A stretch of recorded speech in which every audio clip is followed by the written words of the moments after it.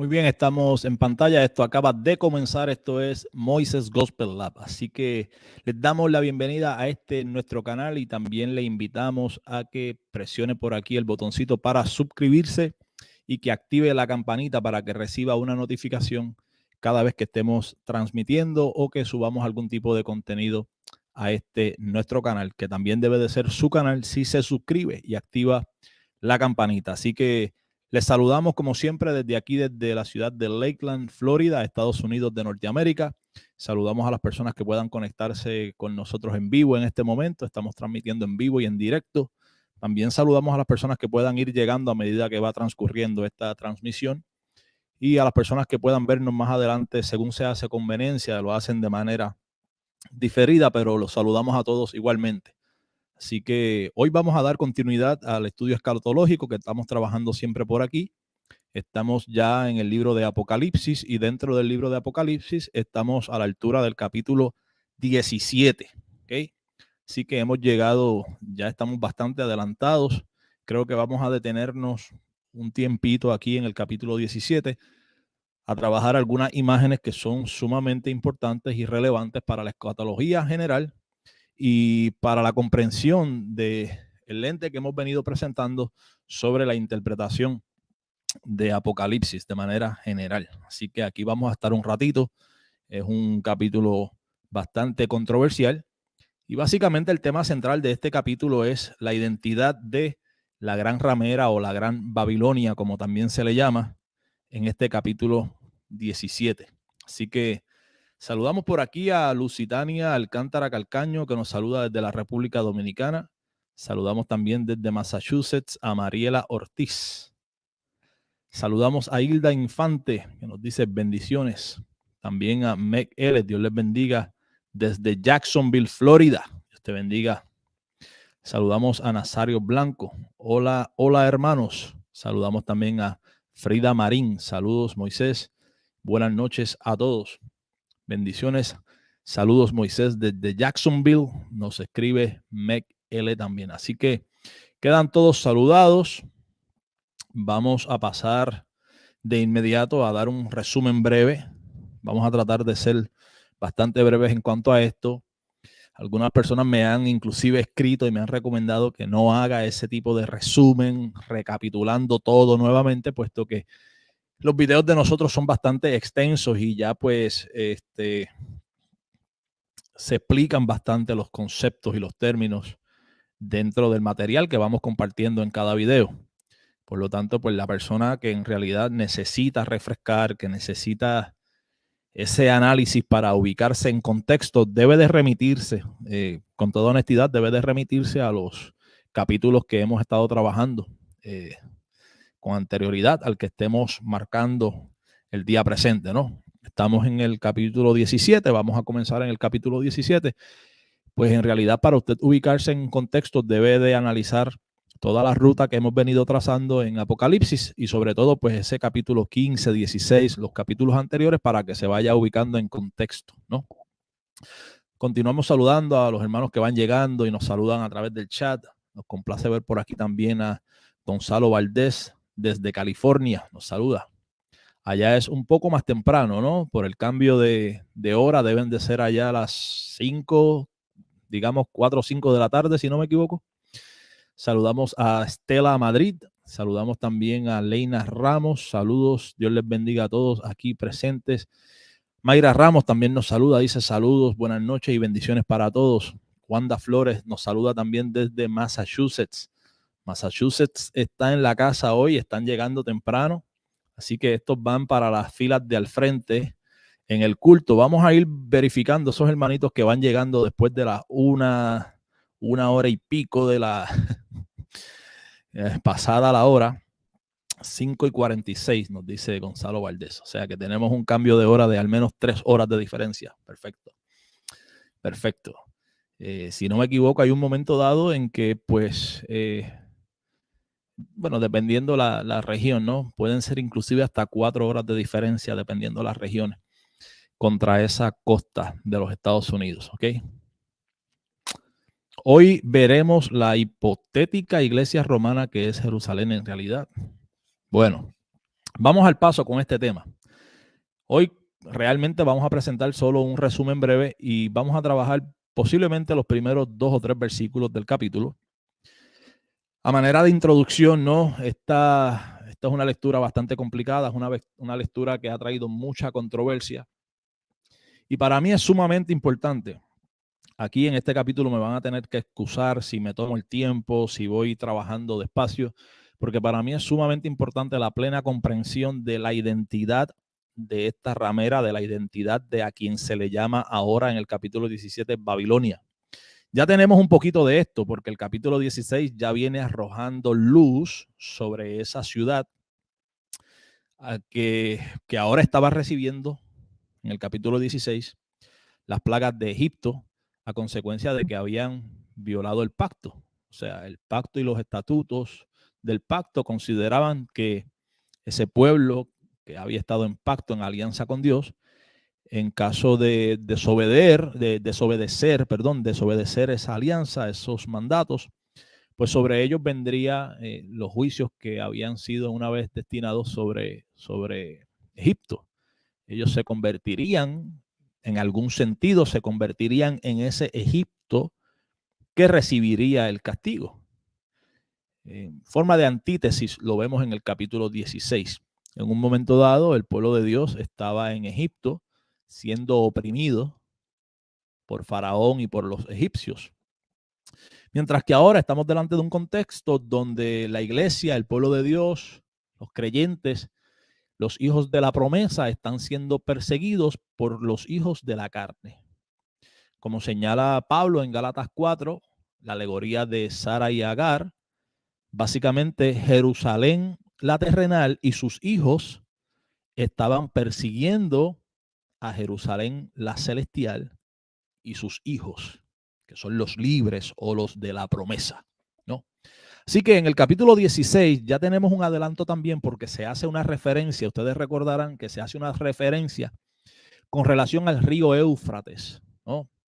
Y hablábamos allí, decíamos que sencillamente se está todavía dando este lenguaje dentro del contexto de juicio a la inversa o una antítesis judicial, donde en un momento dado el pueblo de Israel había sido liberado de Egipto a través del Mar Rojo, que se abre ese cuerpo de agua y que ellos pueden pasar, atravesar el Mar Rojo en seco para así caminar hacia su libertad. En este caso ahora se hace una mención de que ellos no caminarían hacia su libertad o que no se secaría un cuerpo de agua para que ellos fuesen libertados, sino que la intervención divina sería para juicio. Se secaría un cuerpo de agua, pero no para su libertad, sino para que los ejércitos invasores pudiesen marchar hasta la ciudad para ser invadida, para ser destruida. Y no solamente una antítesis en sentido judicial, ¿no? Con relación a lo que había sucedido en Egipto, que ellos pues ahora se les estaba señalando todo este tipo de lenguaje porque ahora ellos se habían convertido en ese Egipto. En sentido espiritual, como lo llama también el capítulo 11 de Apocalipsis, esta ciudad que está viniendo a juicio, la ciudad donde Cristo también fue crucificado, que en sentido espiritual se llama Sodoma y Egipto. Así dice Apocalipsis capítulo 11. Así que estamos todavía dentro de ese contexto. Esta ciudad, la ciudad donde Cristo había sido crucificado, que no es otra sino Jerusalén, se había convertido en una Sodoma, se había convertido en un Egipto. Y juntamente con sus hijos, los hijos de la carne, los hijos que estaban en esclavitud, estaban persiguiendo a los hijos de la promesa, ¿no? Así que no solamente se utiliza la antítesis judicial del Mar Rojo, sino que en un momento dado, el pueblo de Israel, por así decirlo, la cautividad de Judá estaba en Babilonia, servían allí de esclavos, eran servidumbre, habían sido tomados por Babilonia, y ellos fueron testigos también de cuando el río Éufrates fue desviado por Ciro en su invasión contra Babilonia. O sea, se están utilizando referencias a eventos pasados, eventos antiguos testamentarios, para decirles, señalarles los que ahora vendría sobre ellos. ¿Ok? Así que el capítulo 16 ya nos va adelantando un poco con relación a la identidad de esta Babilonia, esta ciudad que ya se le ha llamado Sodoma, ya se le ha llamado Egipto, se le ha llamado también la gran ciudad en el capítulo 11, versículo 8. Se le llama también la gran ciudad en el capítulo 16. Y vamos a ver que ahora en el capítulo 17 también se le vuelve a llamar la gran ciudad. ¿Okay?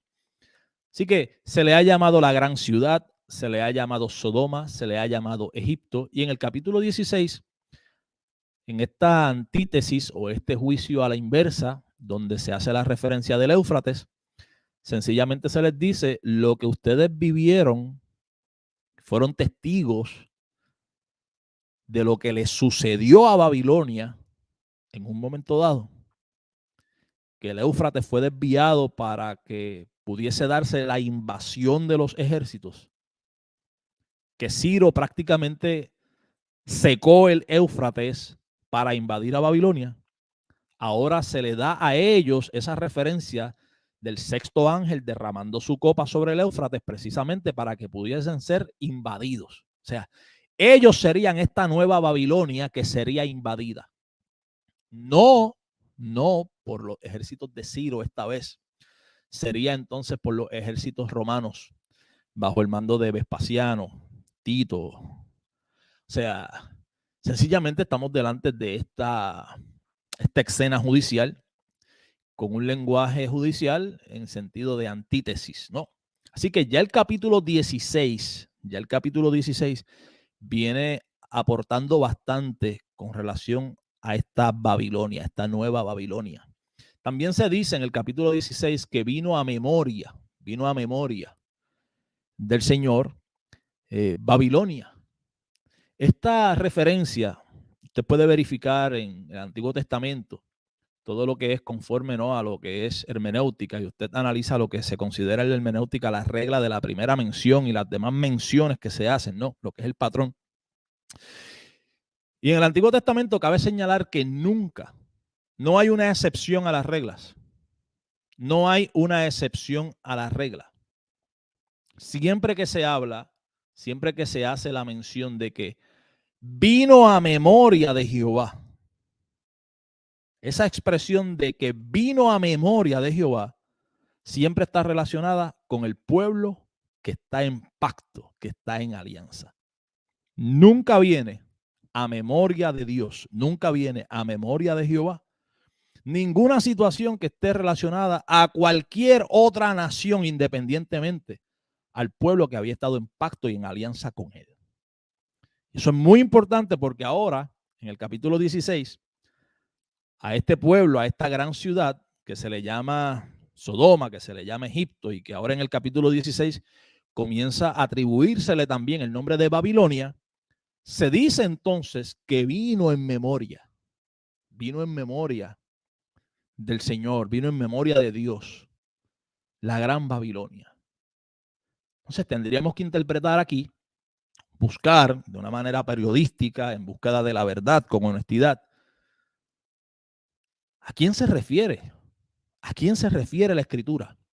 ¿A quién se puede estar refiriendo la Escritura con esta Babilonia que ha venido a memoria de Dios? Cuando todas las menciones que se dan antiguo testamentarias con relación a venir a la memoria de Dios está ligado al pueblo del pacto. Podemos decir que se trata de Babilonia, la ciudad material, literal, que en un momento dado se llamó Babilonia. Queda un poco difícil puesto que Babilonia fue destruida hace mucho tiempo, ¿no?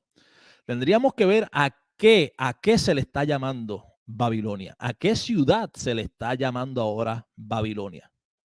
Hemos dicho que el capítulo 16 ya nos da un tip, una pista.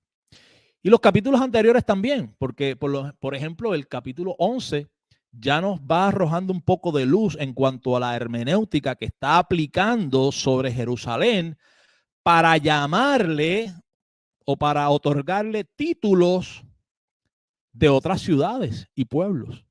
O sea, a Jerusalén le llama la gran ciudad, le llama Sodoma, le llama Egipto, y la misma escritura dice que en sentido espiritual, o sea, ese no es su verdadero nombre, sino que en sentido espiritual se le ha otorgado ese nombre, se ha convertido en eso.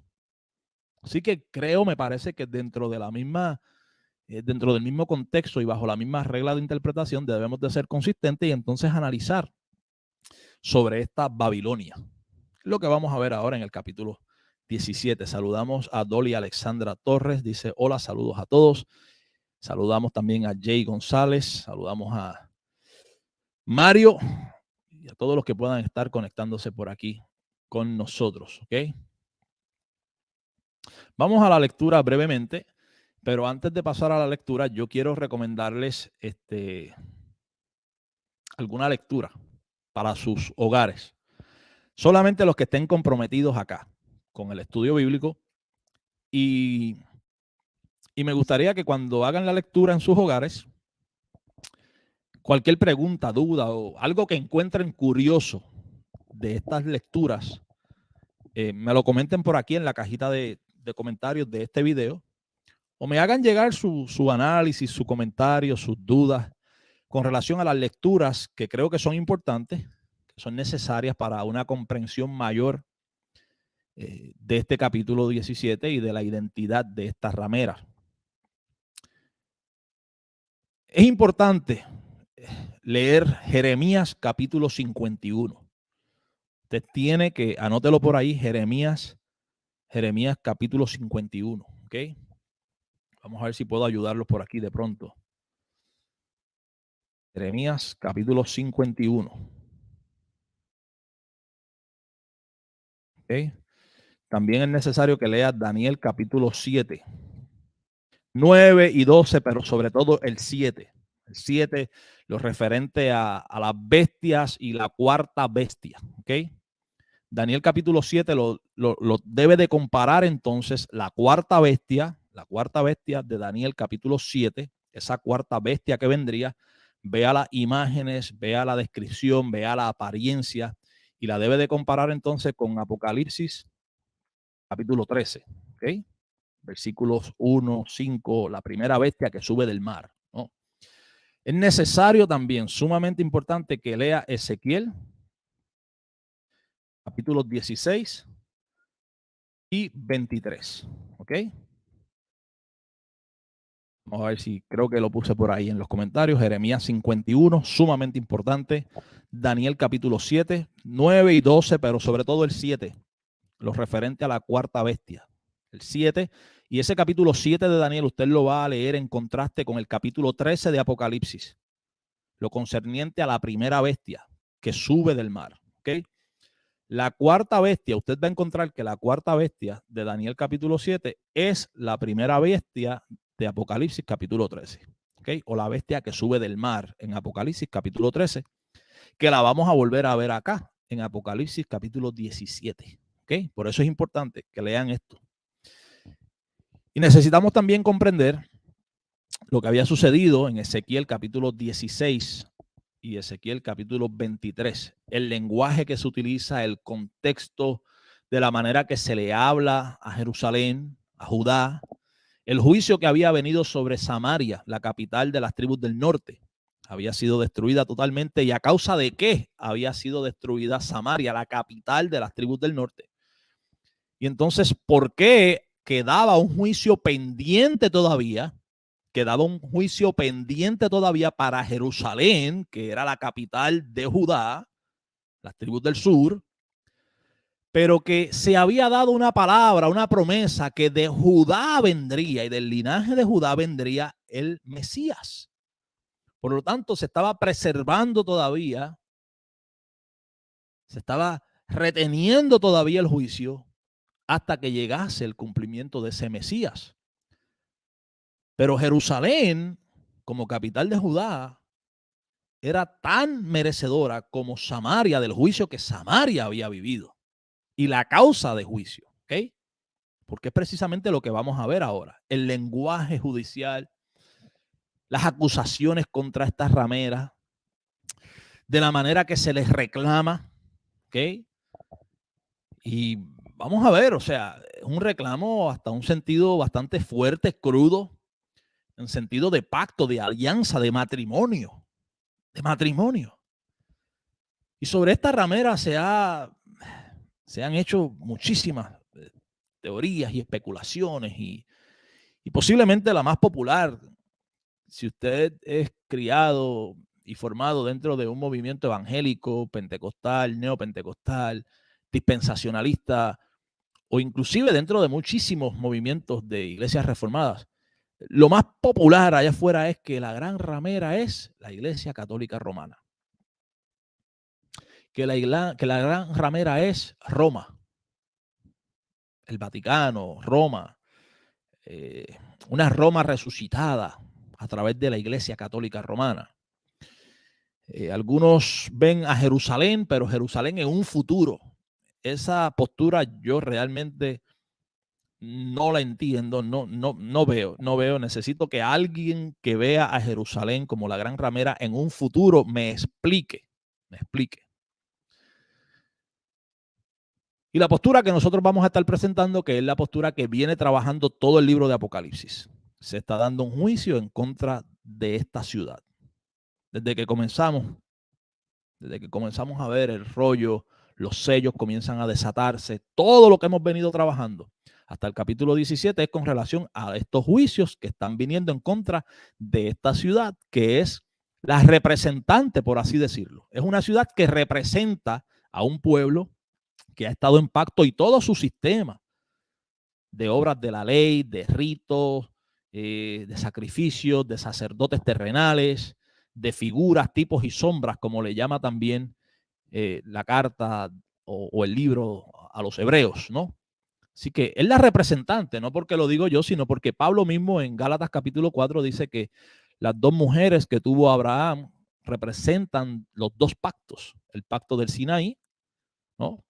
Y Abraham y Hebreos entonces nos habla que nos hemos acercado no al monte que se podía palpar, sino al monte de Sión, al monte inconmovible de Dios, al monte eterno e inconmovible de Dios, ¿no? Y dice Pablo que aparte de representar el Sinaí, Agar, la esclava, y sus hijos también estaban representados en Jerusalén la actual. Pablo le llama Jerusalén la actual, o sea, Jerusalén la terrenal, que estaba allí presente todavía mientras Pablo escribe a los hermanos, a la iglesia en Galacia.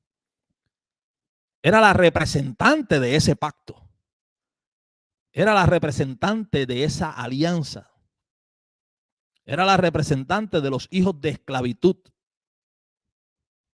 Pablo incluye a Jerusalén la terrenal dentro de ese paquete y a Jerusalén la terrenal como la ciudad que representaba ese pacto, que representaba esa alianza, que representaba a los hijos de la carne. Mientras que los hijos de la promesa estaban representados en Sara, la libre, representados en Jerusalén, la celestial, representados en el monte de Sión, el monte eterno e inconmovible de Dios, ¿no? Así que hay muchas posturas, hay muchas teorías, pero vamos a trabajar con esto. Analogía fide es lo que nos caracteriza, interpretando la escritura a la luz de la escritura, trazando escritura contra escritura, a ver cuál es el resultado de esto. Mientras tanto, necesito que hagan una lectura de verdad, que se comprometan con esta lectura, ¿ok? Jeremías 51, Daniel capítulo 7, Daniel capítulo 7 en contraste con Apocalipsis capítulo 13, Ezequiel capítulo 16 y Ezequiel capítulo 23. Puede leer el 22 también, pero creo que hay una mayor carga en los capítulos 16 y 23, ¿ok? Saludamos a todos los que van llegando. Dice Cristiano Bautista, la ramera, catolicismo romano, estás completamente refutado, Moisés. Dios te bendiga, William Sánchez, siempre con un poco de sarcasmo humorístico.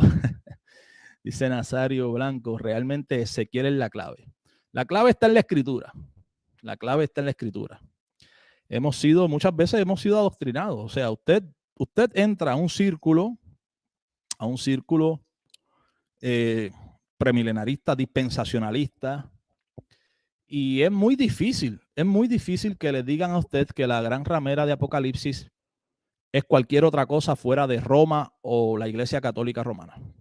¿Okay? Yo veo un lenguaje pactual a través de todo el libro de Apocalipsis. Pactual, un lenguaje pactual. Los ciclos de 7 de Levíticos 26, los 4 juicios terribles de Dios de Levíticos 26, los que son sellados en su frente para protección, que viene también de Ezequiel, vemos influencia de Ezequiel, de Zacarías, aquellos inclusive que tomaron la marca de la bestia, se habla de la mano derecha y de la frente, que es una antítesis de lo que se le había dado a ese pueblo que había estado en pacto y en alianza con Dios, de que ataran, que aten los estatutos de la ley a su mano derecha y que los pongan o los coloquen en el umbral de su frente. O sea, todo este lenguaje es pactual. Estamos delante de un lenguaje pactual porque se trata del pueblo que había estado en pacto y en alianza con Dios. Estamos viendo en el capítulo 16 las plagas de Egipto porque Deuteronomio 28 le había dicho al pueblo del pacto, al pueblo que estaba en pacto, en alianza, ustedes desobedecen el pacto y sobre ustedes van a venir entonces las plagas de Egipto. ¿Okay?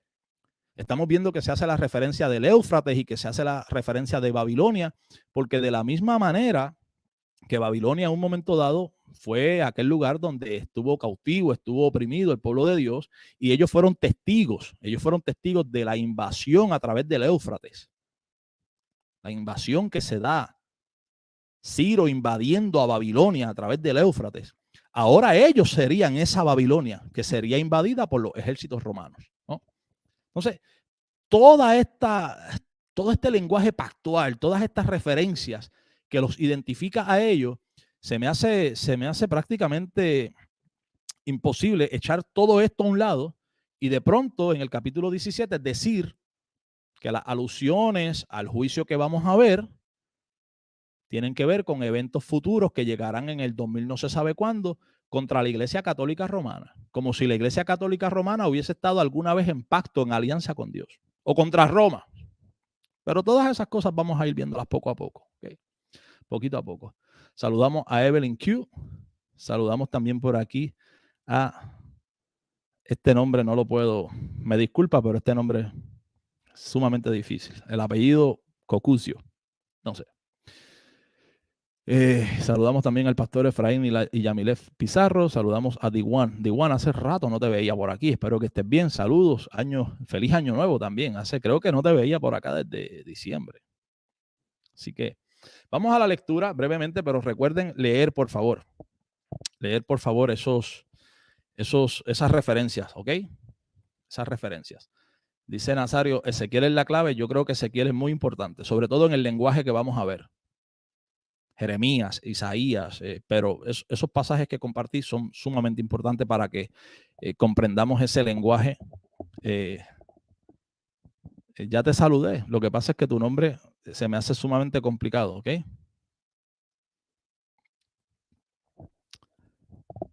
No, no necesariamente. Yo te recomiendo, yo tengo entendido que eres premilenarista. Yo vi algunos de los comentarios que estuviste haciendo. Creo que eres premilenarista y creo que tienes un conocimiento promedio de escatología. O sea, conmigo no trates de hacerte el que eres totalmente ignorante, porque las preguntas que hiciste yo vengo del premilenarismo dispensacionalista. Fuimos dispensacionalistas por más de 20 años, así que te recomiendo que analices las series de videos escatológicas que tenemos en el canal, desde el libro de Daniel, Mateo 24, las cargas escatológicas de Mateo 24, 25 y todo lo que hemos estado compartiendo del libro de Apocalipsis desde el capítulo 1 hasta el capítulo 17 que estamos ahora trabajando apenas comenzando, ¿ok? Creo que si haces eso, te lo dejamos ahí de tarea, pues vas a comprender, ¿no? Vas a comprender. Yo creo que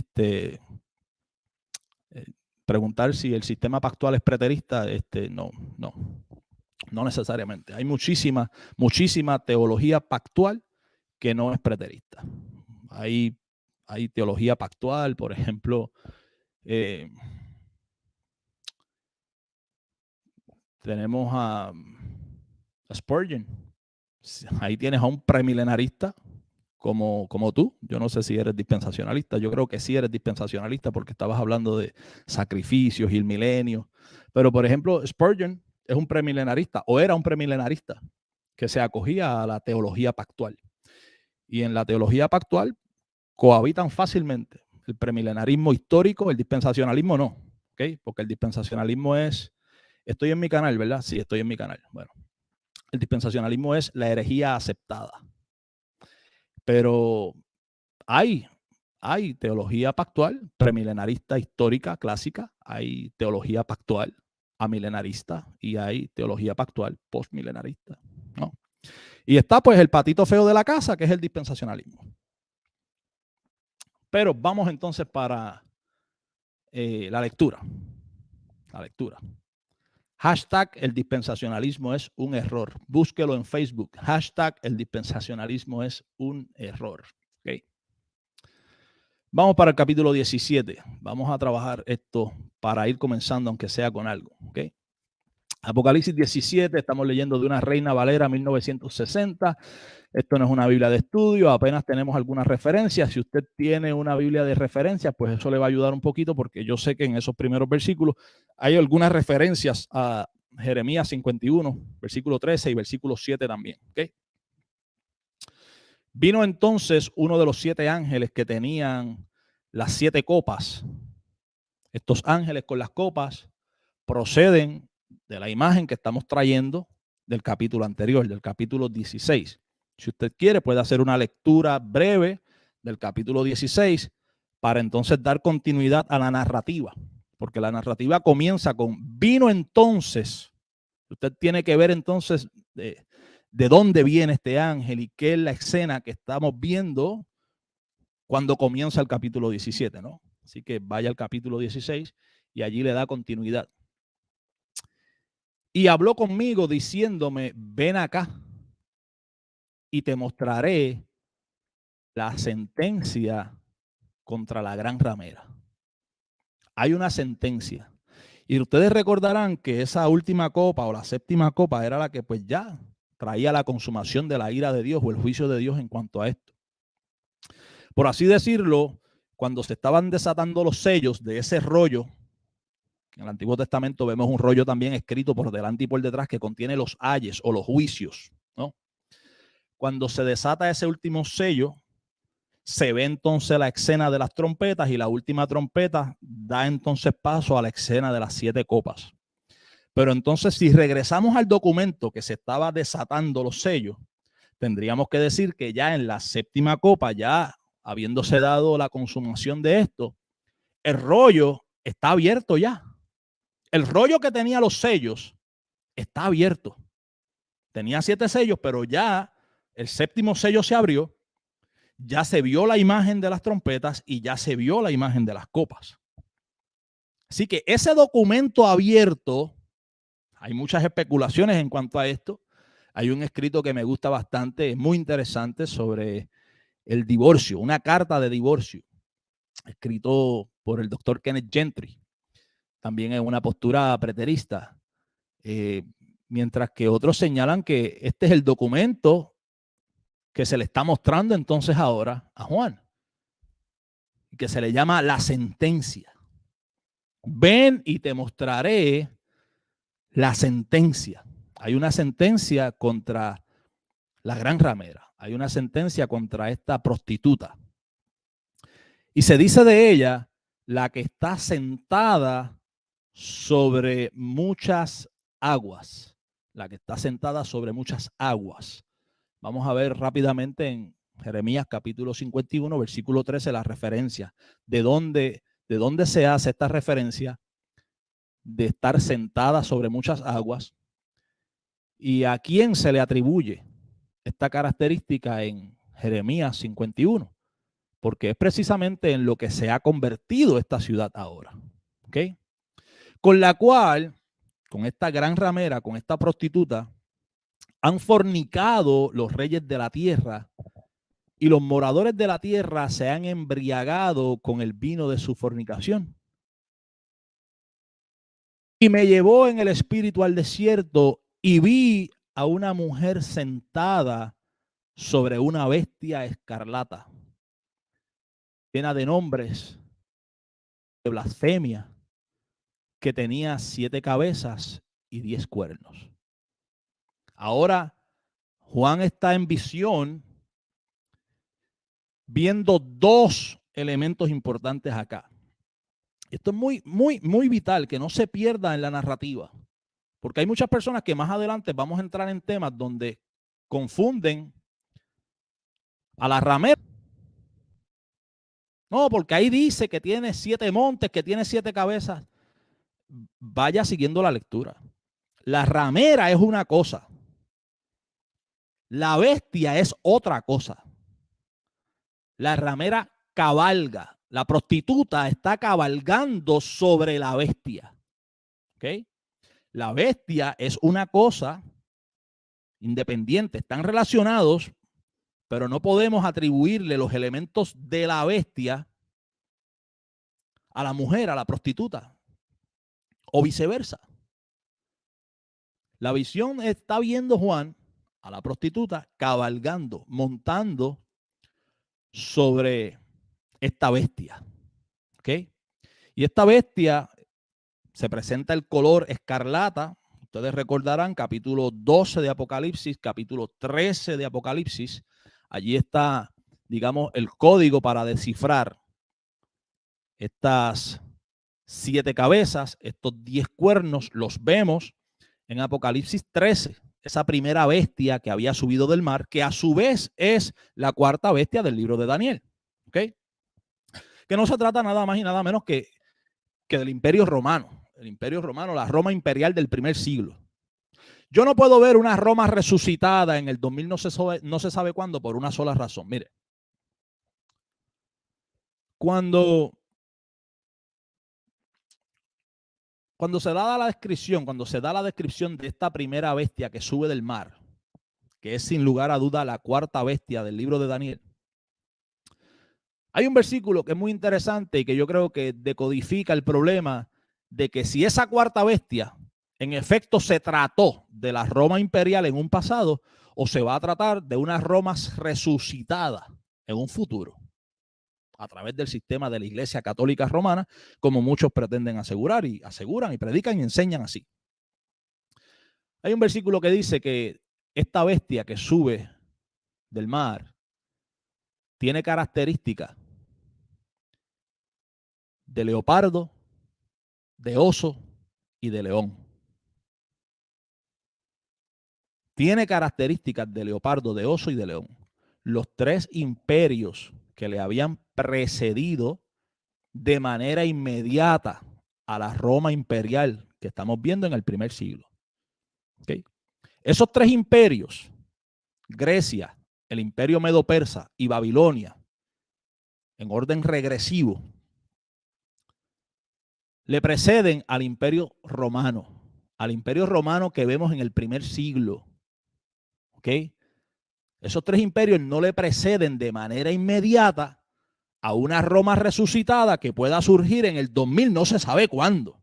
Por lo tanto, no hay ninguna razón para que Juan pueda estar viendo una bestia que va a subir en el 2000, no se sabe cuándo. Porque el versículo claramente nos enseña que esa bestia que Juan está viendo conserva todavía los elementos de los imperios que le han precedido de manera inmediata y en orden cronológico regresivo. En el orden correcto. Leopardo, oso y león. Grecia, Medo-Persia y Babilonia. Curiosamente, cuando Daniel está recibiendo la visión de los imperios que van a venir, Daniel lo ubica en orden cronológico progresivo. El león, Babilonia, el oso, los medos y los persas, el leopardo, Grecia, y la 4ª bestia. Y esa 4ª bestia que ve Daniel y que la describe así, precisamente con 7 cabezas y 10 cuernos, es la primera bestia que Juan está viendo en Apocalipsis, capítulo 1, que es la bestia que sube del mar. Es el imperio romano, la misma bestia que había predicho Daniel, que sería esa 4ª bestia que llegaría después del imperio de Grecia. Y ahora Juan está diciendo, yo estoy viendo una bestia que sale también del mar. En Daniel la bestia también salía del mar. Y la veo con siete cabezas y 10 cuernos precisamente. Y tiene elementos de Grecia, de los medos y los persas y de Babilonia, que son los imperios que le han precedido de manera inmediata, cronológicamente. O sea, eso es un detalle que usted no puede, a menos que sea de una manera amañada y deshonesta, decir que en un futuro, en el 2000 no se sabe cuándo, va a surgir un imperio que va a ser esa bestia del capítulo 13, ¿ok?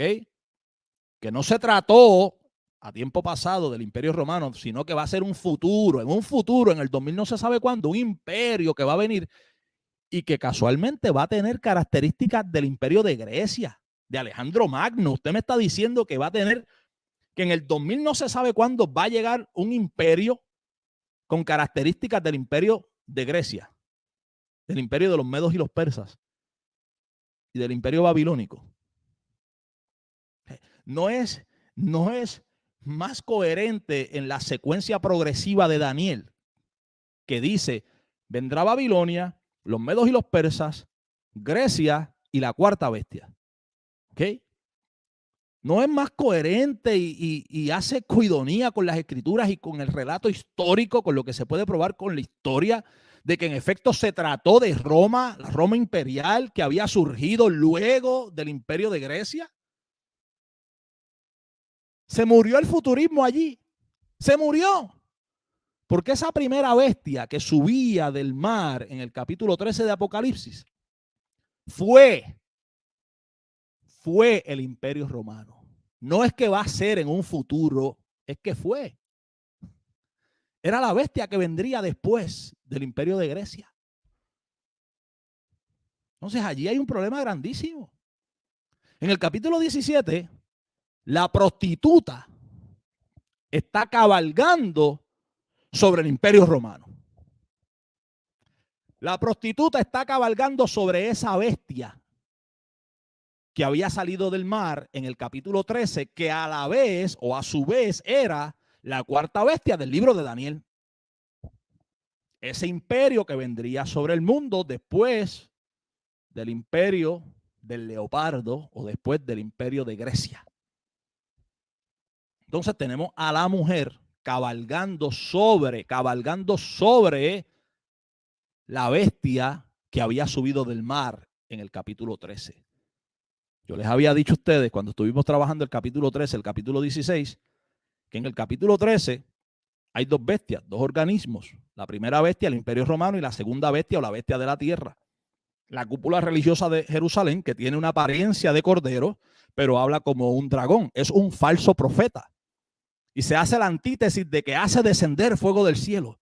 En antítesis, en un lenguaje de antítesis contra Moisés y Elías, que eran verdaderos profetas, que hacían descender fuego del cielo, pero que eran verdaderos profetas que llevaban al pueblo al arrepentimiento y a la búsqueda de Dios. Pero este organismo religioso, esta cúpula religiosa de Jerusalén, esta bestia de la tierra, no llevaba al pueblo al arrepentimiento y a la búsqueda de Dios. Llevaba al pueblo a que adorasen al imperio, ¿okay? Al culto al emperador, al César, al imperio. Y así lo profesaron con su boca cuando les dijeron, bueno, ¿y qué ustedes quieren que yo haga con su rey? Y ellos dijeron, nosotros no tenemos otro rey, sino el César.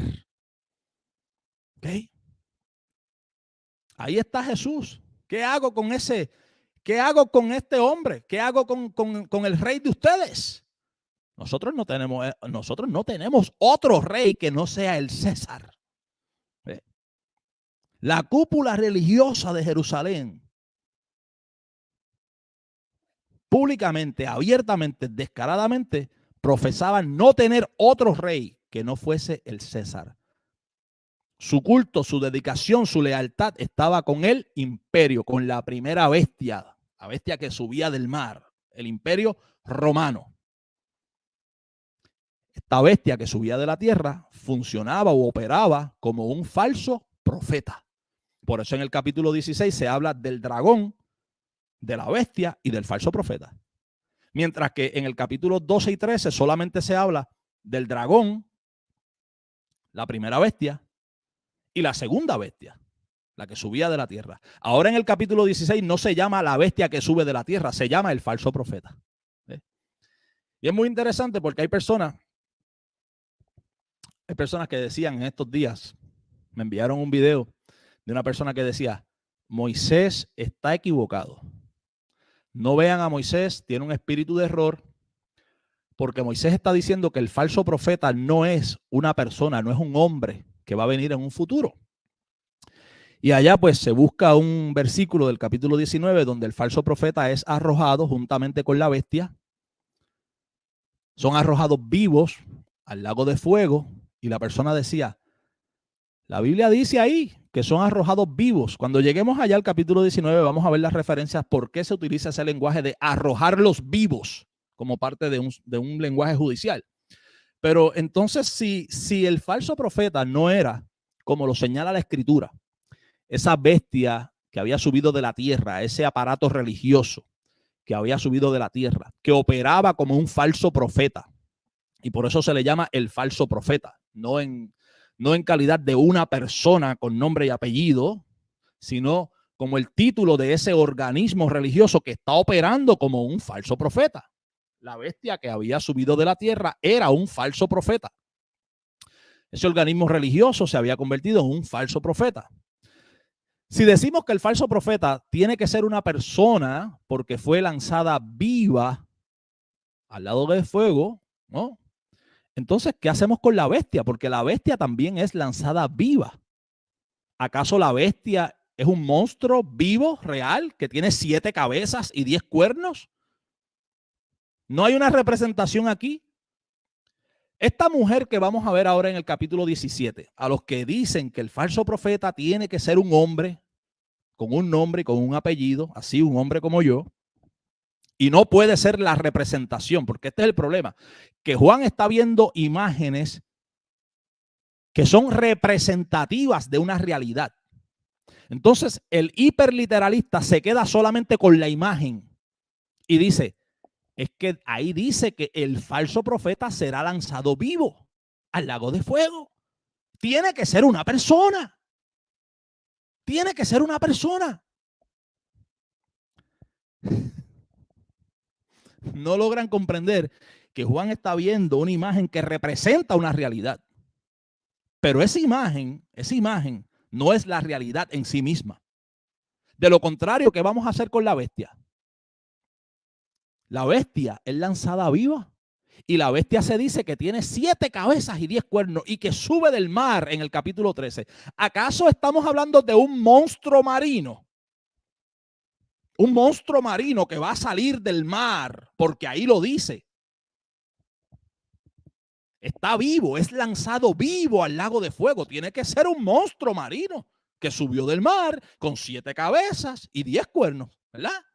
Porque usted está diciendo que el falso profeta tiene que ser un hombre de manera literal, con nombre y apellido, porque allí se dice que es lanzado vivo. ¿Qué hacemos con la bestia? ¿Qué hacemos con la mujer que ha fornicado con los reyes de la tierra? Se trata de una mujer, de verdad, de una fémina, que se prostituye literalmente y que fornica, tiene relaciones sexuales con los presidentes, con los reyes, con los monarcas de la tierra. No, porque ahí lo dice Moisés, ahí lo dice que es una mujer, tiene que ser una mujer de verdad, porque el falso profeta tiene que ser un hombre de verdad. Yo los caso en su propio argumento. O sea, la escritura se interpreta con escritura. La escritura no se interpreta con lo que usted crea o con la imagen que usted se lleve y la quiera traducir de manera hiperliteralista, porque así es como único usted la entiende. Tenemos un problema serio, hermenéutico, serio de interpretación.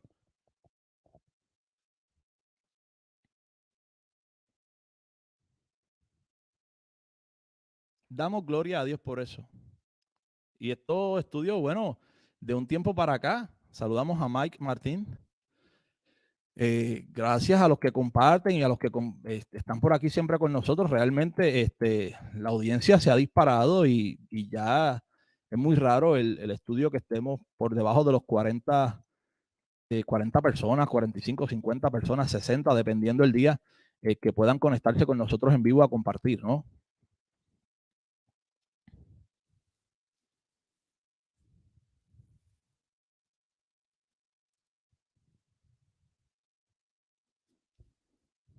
Saludamos. ¿Conocen la Biblia del oso? Sí.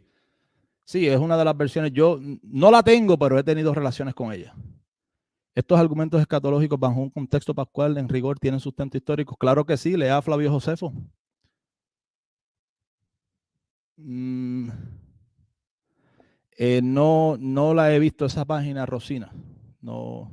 Oh, Rosminda, perdón, pensé que era Rosina Guevara. Rosminda Guerrero. Pero el dispensacionalismo es bastante dinámico en eso. Y ya estamos viendo las profecías, todo es a tiempo futuro, fuera de contexto.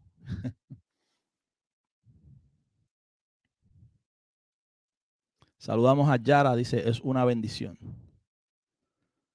Sí, hay muchos eventos de estos que están registrados. Eusebio de Cesarea aplica cumplimiento a muchísimos eventos. La semana 70 de Daniel encuentra el cumplimiento de ellos. Eusebio de Cesarea es uno de los que aplica cumplimiento. La historia secular también recoge muchísimos eventos de estos. Usted solamente tiene que leer Antigüedades, Guerra de los Judíos, Flavio Josefo. Hay material para esto. Si usted investiga de manera objetiva y de pronto deja a un lado el adoctrinamiento futurista dispensacionalista que tiene entre ceja y ceja y dice, voy a hacer una investigación honesta sobre este tema.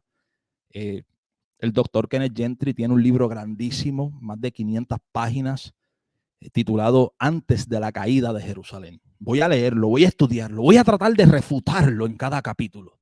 ¿Okay? Usted lo manda a buscar y lo lee tratando de refutarlo y buscando y haciendo el examen. Puede ser que usted conozca pues otros elementos, datos históricos, mayor cantidad de información sobre el tema. Entrando al chat a hacer preguntas capciosas, no va a lograr nada, o sea, absolutamente nada. Ay, Silvia, ¿cuánto va? Mira, 52 minutos.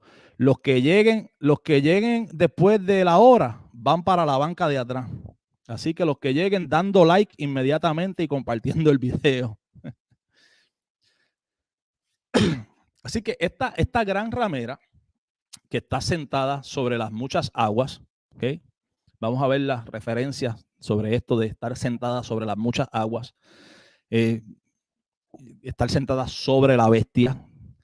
La bestia o el imperio romano era precisamente eso. El imperio no era homogéneo así en sentido de, dentro del imperio habían naciones, habían pueblos con sus lenguas que pertenecían al imperio romano. Y muchas veces se habla de nación, pueblo, lenguas. Y la gente piensa de que tiene que ser Estados Unidos, China, Rusia, Australia, porque ahí habla de pueblos, lengua, nación. Como si dentro del imperio romano no hubiese esta variedad. Habían diferentes lenguas dentro del imperio romano. Habían diferentes pueblos que todavía estaban bajo la sombrilla, bajo el dominio del imperio romano, ¿no? Así que esta ramera, esta prostituta, se sienta sobre esta bestia, ¿ok? La bestia que tenía las 7 cabezas y los 10 cuernos. Muy importante identificar que hay dos elementos que vamos a estar considerando, ¿ok? Vamos a considerar una mujer que es prostituta, que es ramera, hasta donde he presentado y en la perspectiva que hemos trabajado desde el capítulo 13 en adelante. Creo que a esta ramera, a esta mujer que ahora se le llama ramera, prostituta, es sencillamente el mismo cuerpo religioso que en el capítulo 13 se le llama la bestia que sube de la tierra y que en el capítulo 16 también se le llama el falso profeta. ¿Okay? Vamos a ver las descripciones, vamos a ver los elementos hasta que podamos llegar y resolver, ¿no? ¿Por qué se trata de la misma entidad y es la entidad religiosa o la cúpula religiosa de Jerusalén? Y la mujer estaba vestida de púrpura y escarlata. Aquí viene el dispensacionalista y dice, ahí está Esa es la Iglesia Católica Romana. Púrpura y escarlata y adornada de oro, de piedras preciosas y de perlas, y tenía en la mano un cáliz de oro lleno de abominaciones y de la inmundicia de su fornicación. ¿Okay? Como vuelvo y digo, la mayoría de las personas que tienen en la mente aquí a la Iglesia Católica Romana se basan muchas veces en la indumentaria, la vestimenta que exhibe la Iglesia Católica Romana, pero olvidan que en realidad el pueblo que estaba en pacto, el pueblo que estaba en alianza, no era la Iglesia Católica Romana. Y que la cúpula religiosa de este pueblo que estaba en pacto y en alianza con Dios, el sacerdocio, eran los que se vestían de esta manera. Que precisamente la Iglesia Católica Romana está imitando a lo que fue en un momento dado la vestimenta y la indumentaria de los sacerdotes que habían estado, ¿verdad? Que pertenecían al pueblo que había estado en pacto y en alianza. La Iglesia Católica Romana lo que está haciendo es imitando o tratando de darle algún tipo de seguimiento a ese contexto de vestimenta, de ropa, de indumentaria que ya podemos leer con relación a los sacerdotes de ese pueblo que estaba en pacto y en alianza con Dios, no de Roma. ¿Ok?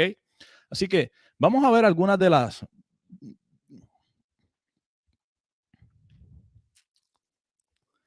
Bueno, Cocucio, sencillamente yo le voy a pedir un favor, investigue de forma objetiva. ¿Ok? Eso es todo, investigue de forma objetiva. Usted es premilenarista, dispensacionalista. Yo fui premilenarista, dispensacionalista por 20 años aproximadamente. No hay ningún problema, para eso estamos, para estudiar, pero investigue y hágalo de forma honesta, de forma sincera y de forma objetiva. ¿Okay? Vamos a dejarlo ahí. Yo tengo buen ojo para las preguntas capciosas, tengo buen ojo, tengo buena dinámica en esto. Así que yo sé cuando una persona conoce un poquito de escatología, cuando no conoce absolutamente nada, cuando está tratando de indagar en el conocimiento de lo que estamos hablando aquí. O sea que no le va a resultar. Eso no le va a resultar. ¿Okay? Ay. Lu Martínez, llegó a 3 minutos de irse para la banca de atrás. Todos los que lleguen después de la hora van para la banca de atrás y probablemente para el próximo video vamos a bajarlo a 45 minutos. ¿Okay? Tienen que llegar rápido. Esto es llegando y para adelante. ¿Okay? Así que vamos a ver algunos versículos para trabajar con los elementos que hemos tocado en estos primeros versículos, ¿ok? Hemos hablado de que todo el libro de Apocalipsis viene trabajando un lenguaje pactual, los 4 juicios terribles de Dios, los ciclos de 7 sellos, 7 trompetas, 7 truenos, 7 copas, todo eso proviene de Levítico 26. El que Dios selle una parte del pueblo para protección, lo mismo que había sucedido en el Antiguo Testamento, lo vemos en los profetas. Que la marca de la bestia sea en la mano derecha y en la frente es una antítesis de lo que al pueblo que había estado en pacto y en alianza con Dios se le había ordenado, que los estatutos de la ley, las ordenanzas las atasen a su mano derecha y que las ubicasen en el umbral de sus frentes, que fuese esto por memoria, ¿no? Pero ahora esa lealtad, estamos viendo mucho de esto, antítesis todo el tiempo, ¿ves? Esa lealtad que el pueblo estaba llamada a exhibir, ¿no? A exhibir con relación a la ley que guardaban, a los estatutos, con relación a Dios, con quien estaban en pacto, en alianza, ahora se presenta en forma de antítesis. Ahora ellos reciben una marca en la mano derecha y en la frente, pero del imperio, de la bestia, no de fidelidad a su Dios, con quien estaban en pacto y en alianza, sino en señal de fidelidad y de pacto con el imperio, con la bestia. Es una antítesis. E inclusive lo que estamos viendo ahora aquí, con relación a esta ramera, a esta prostituta, vamos a ver muchísimos elementos que se trata precisamente de eso, de una antítesis. Esta Babilonia, esta ciudad que ahora se le llama Babilonia, no es otra sino Jerusalén, que se ha convertido en ese Egipto que está recibiendo las plagas, que se ha convertido también en esa Babilonia que va a ser invadida por el río Éufrates. De la misma manera que la Babilonia real en el pasado fue invadida por el río Éufrates. Vespasiano envía tropas, se mandan a buscar legiones. Algunas de las legiones vienen precisamente por la ruta del norte, por la región del Éufrates, a invadir, a sitiar e invadir a Jerusalén. Lo que había sucedido en el pasado, se utilizan esas imágenes para transmitirle el mensaje de que ahora son ellos los recipientes del juicio, a causa de la desobediencia y a causa de estar persiguiendo a los hijos de la promesa. Y Jerusalén, que era su ciudad, la copa, la representante de ese pacto, sería destruida, sería echada afuera, como lo había dicho Pablo en Gálatas 4. ¿Okay? Así que vamos a Jeremías capítulo 51 brevemente para que ustedes vean las referencias de estos primeros versículos. Recuerden que les estoy dando de asignación, no voy a estar mucho tiempo hoy, realmente quiero solamente hacer una introducción al tema, vamos a ir desarrollando poco a poco. Le había dado de tarea, por favor, en su casa, léalo hoy, léalo mañana. Es necesario, si usted quiere de verdad comprender, lea el capítulo 51 de Jeremías. Por favor, lea el capítulo 7 de Daniel, sobre todo lo relacionado a la cuarta bestia de Daniel. Y cuando lea la cuarta bestia de Daniel, inmediatamente va y lo compara con el capítulo 13 de Apocalipsis, lo relacionado a la primera bestia, la bestia que sube del mar. ¿Ok? Y es importante también que lea Ezequiel 16 y Ezequiel 23. Con eso de base vamos a trabajar la interpretación del capítulo 17. Fíjese que yo no estoy diciendo, a mí me parece, yo creo, tal vez debe de ser. Todo lo que se vaya a interpretar sobre el capítulo 17 tiene que ser de las escrituras. ¿Ok? Ese va a ser el compromiso con ustedes. Todo tiene que ser de las escrituras. Las referencias, las imágenes, las antítesis, las comparaciones, las similitudes, tiene que venir de las escrituras. ¿Ok? Porque aquí no sirve de nada decir, yo creo que es la iglesia católica porque se viste de rojo escarlata y el papa se levanta así con una copa en la mano, una copa de oro. Ahí está la imagen, Moisés. Vamos a ver que esa imagen no se trata del papa ni de la iglesia católica romana. Se trata precisamente de aquel organismo religioso que estaba fungiendo como un falso profeta, la cúpula religiosa de Jerusalén, de la cual el sumo sacerdote también tenía unas copas de oro para ofrecer las libaciones líquidas, ¿no? Las ofrendas líquidas. Y vamos a ver que toda esta vestimenta de oro, de escarlata, de púrpura, es precisamente de la manera en la que estaba vestido el sumo sacerdote. Los sacerdotes de esa cúpula religiosa de Jerusalén se vestían así. Esa era la vestimenta con la cual estaba identificándose esta ramera, esta prostituta. Y vamos a ver además que esta prostituta, en el versículo 5 se habla de que tiene un nombre blasfemo en la frente. En la frente. Precisamente como una antítesis del sumo sacerdote, que en el Antiguo Testamento veremos que también llevaba una placa en su frente con una insignia grabada que decía santidad a Jehová. Es la antítesis. Ahora esta prostituta está vestida como el sumo sacerdote. Representa ese cuerpo, ese organismo religioso, la cúpula religiosa de Jerusalén. Pero en lugar de ser el profeta o el sacerdote que ministra y que lleva a las personas al arrepentimiento y a la búsqueda de Dios, es un organismo corrupto que está encochinado con el imperio y que se ha corrompido fornicando con los reyes de la tierra, porque es un organismo que se mantiene por lazos políticos. ¿Okay? El puesto del sumo sacerdote y el sacerdocio de Jerusalén ya se había corrompido totalmente, se había convertido en un puesto político. Pero para esto usted tiene que conocer de historia. Tiene que leer. Esa es la realidad. Se había convertido en un puesto político. Había fornicado. No era un sacerdocio legítimo, ni tan siquiera venía conforme al linaje de Aarón. Ya todo eso estaba quebrantado. Y en su frente tiene un nombre blasfemo en antítesis al verdadero nombre o a la verdadera insignia que debía de llevar el sumo sacerdote en su frente, que decía santidad a Jehová. ¿Okay? Así que vamos a estar manejando todas estas antítesis, los colores, la apariencia, la mujer montando sobre el imperio. ¿ok? La prostituta cabalga sobre la bestia. La prostituta es una cosa y tiene unas descripciones con unos elementos sobre la prostituta.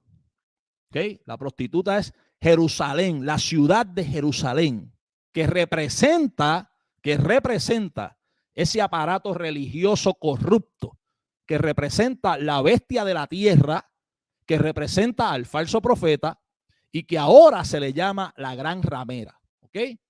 No tiene que hacerme cuento de que se trata de la iglesia, de que se trata de un organismo.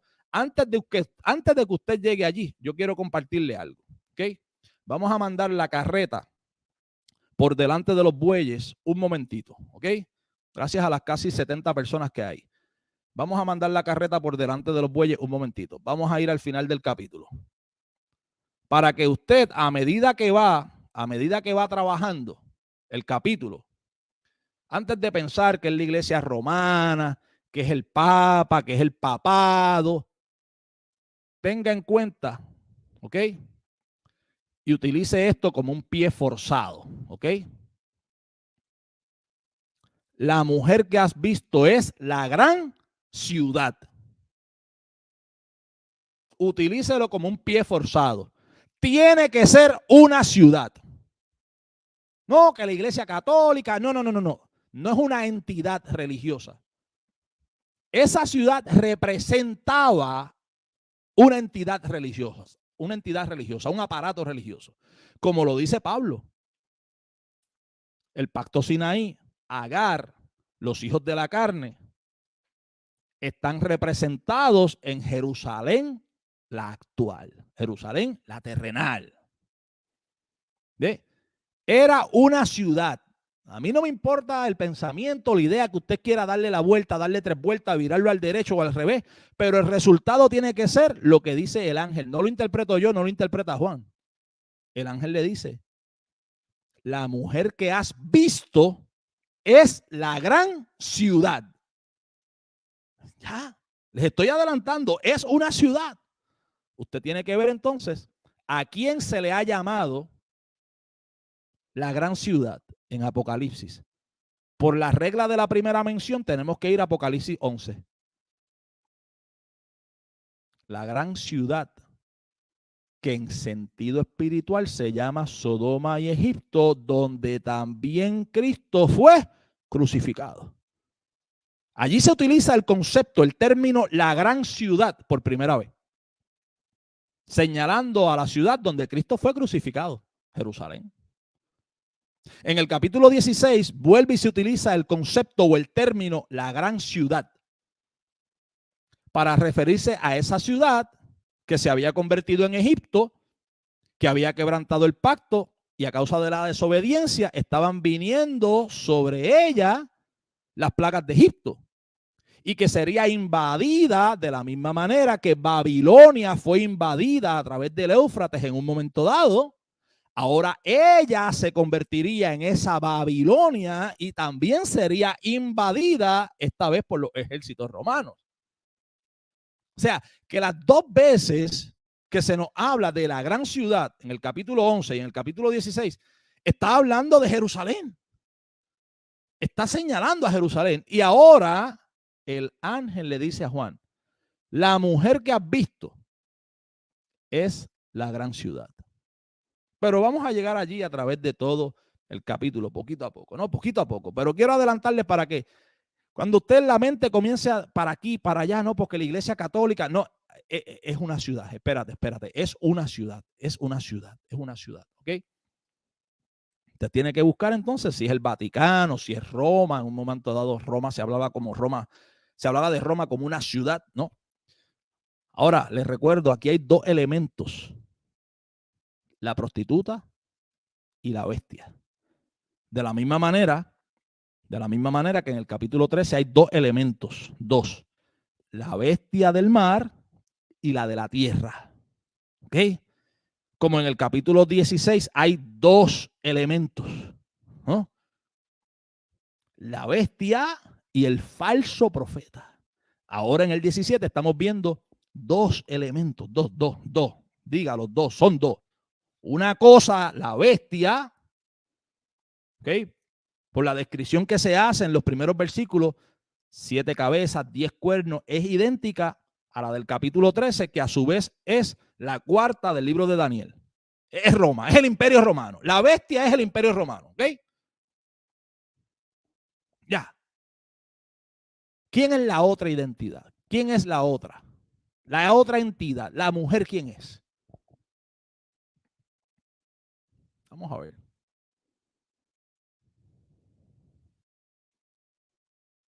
Vamos a ver.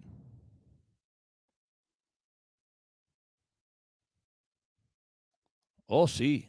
Y Ezequiel es bien, Ezequiel nos ayuda mucho con eso porque se le dice, ven para que tú veas lo que estaba sucediendo, o sea, en el templo, las cosas que se hacían. Porque el templo de entonces no era como ahora, que usted tiene una idea de ir a un templo y sentarse allí en las bancas. Al templo no entraba todo el mundo.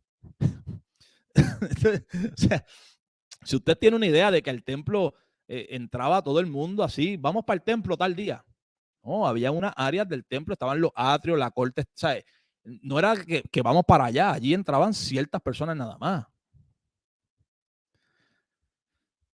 Vamos a los capítulos, vamos a las referencias breves para ir terminando por hoy y dar continuidad poco a poco. No quiero, voy a tratar de no extenderme demasiado, a ver si poco a poco podemos ir trabajando este capítulo a manera que se vaya digiriendo poco a poco, porque yo prefiero de verdad que se vaya digiriendo poco a poco, que si usted tiene preguntas, dudas en relación a este tema, pues las vaya escribiendo, las podamos ir solucionando, porque es neurálgico, es vital. Cuando usted llega a la comprensión total y a la convicción real de que en Apocalipsis estamos delante de una escena pactual, de que se le está reclamando a una ciudad que representa a ese pueblo que había estado en pacto, en alianza, ¿ok? Todo, automáticamente, todo no solamente le hace sentido, sino que tiene que acogerse a una escatología pactual. Hay un pacto que está llegando a su fin, la representante de ese pacto es enjuiciada, es destruida, como lo había señalado Pablo en Gálatas 4, y una vez la representante de ese pacto es destruida, vemos entonces más adelante en el capítulo 9, en el capítulo 19, una nueva Jerusalén. ¿Okay? ¿Por qué se habla de una nueva Jerusalén? ¿Acaso es un contraste contra lo que había sucedido con la vieja Jerusalén? ¿Acaso en Apocalipsis estamos viendo el mismo contraste que hace Pablo en Gálatas 4? Jerusalén la terrenal siendo echada afuera para dar paso a la realidad del nuevo pacto, donde los hijos de la esclava no heredarían juntamente con los hijos de la libre, para dar paso a Jerusalén la celestial. O sea, ¿eso es lo que estamos viendo? O usted tiene una ruta donde usted puede hacer una comparación, un contraste entre la Iglesia Católica Romana siendo destruida y entonces cuando la Iglesia Católica Romana es destruida, vemos la Nueva Jerusalén. ¿Y qué tiene que ver la Iglesia Católica Romana con la Nueva Jerusalén? Entonces, todo el lenguaje pactual va señalando a que la vieja Jerusalén, Jerusalén la actual, Jerusalén la terrenal, estaba siendo enjuiciada, era el pueblo que había estado en pacto, en alianza, esa ciudad era la representante de ese pueblo, la representante de esa alianza que estaba llegando a su fin. Ese fin sería con juicio, como lo establece Deuteronomio 32, los días de retribución, ¿ve?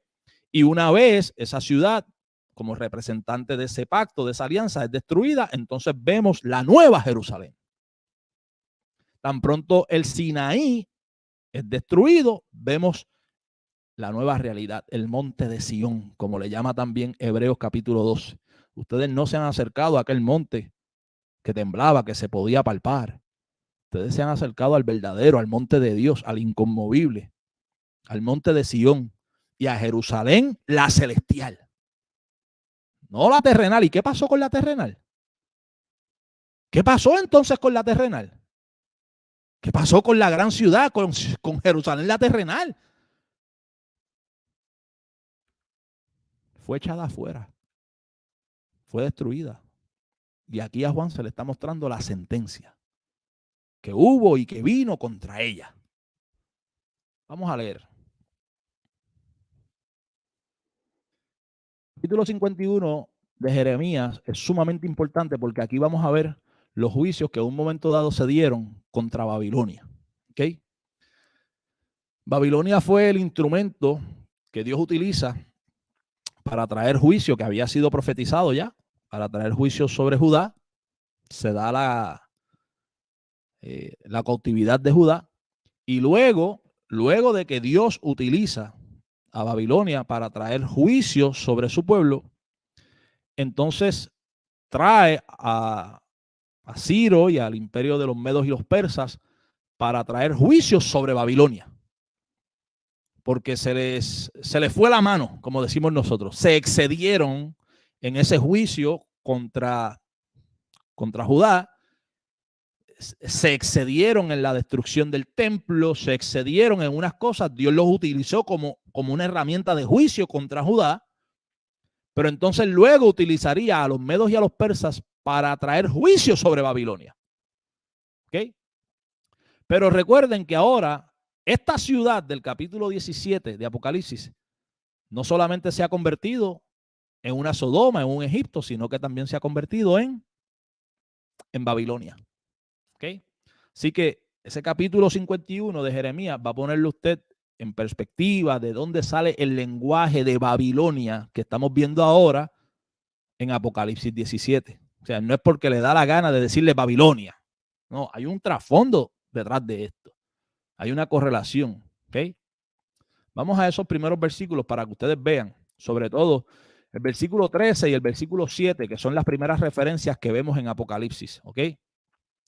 Tú, la que moras entre muchas aguas. ¿Ok? Esa es la expresión que se habla, que se le da a Babilonia. ¿Ok?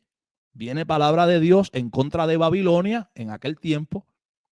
Y ahora en el capítulo 17 vemos que la ramera está sobre las muchas aguas. Ahora, hay diferentes maneras de interpretar. Esta ciudad, Jerusalén, se había convertido en una Babilonia. Y se utiliza la misma referencia de que moraba entre muchas aguas o que estaba sobre muchas aguas, como la vemos ahora en el capítulo 17 de Apocalipsis. Otra interpretación también es que las muchas aguas representan al imperio romano, muchos pueblos, muchas lenguas, naciones dentro del imperio romano. Y la mujer no es parte, no se dice tú que eres de las aguas, no. Tú que estás sobre ellas, o sea, tú estás sobre el imperio romano, tú cabalgas sobre la bestia, que es lo que vemos, la relación de la mujer y el imperio es que la prostituta está montada, está cabalgando sobre la bestia, que es sencillamente lo que decía también Apocalipsis capítulo 13, que la segunda bestia, la que subía de la tierra, el falso profeta que tenía apariencia de cordero, pero hablaba como dragón, no ejercía autoridad inherente, sino que ejercía la autoridad de la primera bestia en presencia de ella. Esa era la realidad histórica de Jerusalén. Por ahí estaba Cocucio preguntando, pero ¿qué argumentos históricos? Es que tienes que llevarlo a la realidad histórica. Jerusalén no tuvo autoridad inherente, inclusive no podía matar a Jesús. Tenía que llevar el caso delante de Roma. Allí vemos con toda claridad la bestia de la tierra que no tiene autoridad inherente, sino que la autoridad que ejerce, la ejerce en presencia de la primera bestia, en presencia del imperio romano. ¿Okay? Es lo que estamos viendo acá. Así que la referencia de las muchas aguas, de las dos formas, identifica o hace correlación con Jerusalén, la nueva Babilonia, que en sentido espiritual se le llama también Sodoma, Egipto. En el versículo 7 de Jeremías 51 vemos otra referencia que también la vamos aquí leyendo en el capítulo 17 de Apocalipsis. Copa de oro fue Babilonia en la mano de Jehová, que embriagó toda la tierra, de su vino bebieron los pueblos. Se aturdieron por tanto las naciones. Copa de oro fue Babilonia en la mano de Jehová, que embriagó toda la tierra, y de su vino bebieron los pueblos, se aturdieron por tanto las naciones. ¿Qué estamos viendo en Apocalipsis? Que esta ramera que ha fornicado con los reyes de la tierra, ¿ok?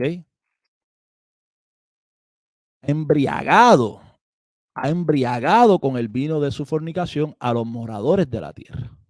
¿Ok?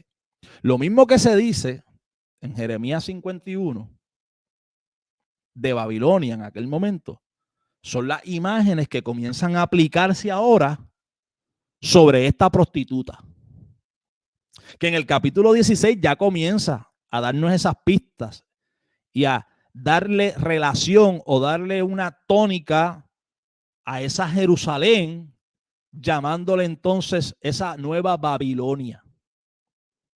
Que en el 17 sencillamente se da continuidad al relato.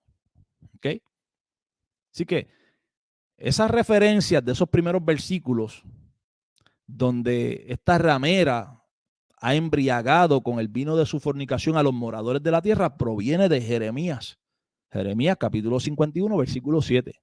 Y probablemente si usted está leyendo una Biblia de referencia, no tiene que ser ni de estudio, lo va a llevar allí, le va a identificar que hay una referencia bíblica allí. ¿Ok? Y en el versículo 13 también estamos viendo el asunto de las muchas aguas. Vamos a pasar rápidamente a la vestimenta. ¿Ok? A la vestimenta. Saludamos a Dimensión. Dice, pues no es la China roja. Sí, hay bastante referencia.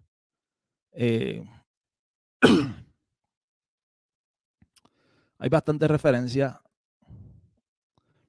en Isaías, Jeremías, Ezequiel. El lenguaje está allí. Sencillamente tenemos que buscarlo.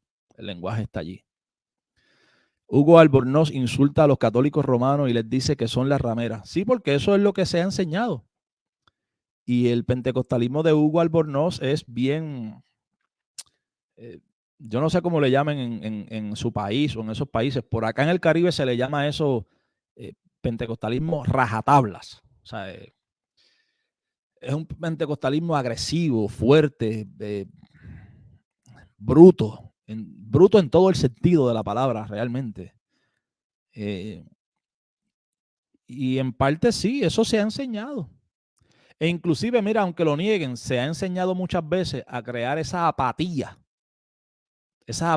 contra la Iglesia Católica Romana y contra los católicos porque ellos son las rameras.